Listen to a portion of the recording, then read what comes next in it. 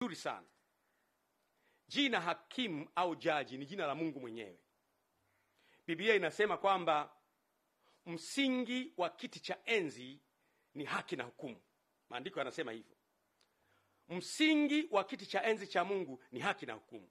Kwa hiyo mtu akiitwa hakimu au mtu akiitwa jaji ni jina la Mungu, kwa sababu Yesu anaitwa hakimu wa haki. Kwa hiyo watu wanapotafuta haki kwenye mahakama hawazipati. Unaweza kufika wakati watu wakafa moyo, wakatumia njia isiyo sahihi kuipata haki yao.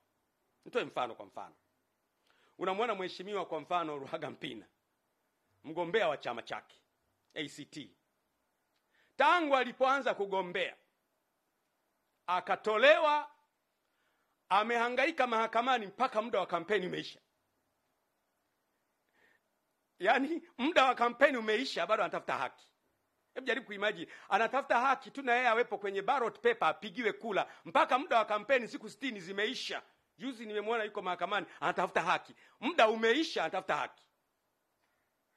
Amekata rufaa, hajapata bado, anahangaika, hajapata haki bado, mpaka muda wa kampeni umeisha. Sasa hebu niulize, kama mtu anatafuta haki kwenye chombo cha kumsaidia apate haki, hawezi kuipata, atafuta haki wapi?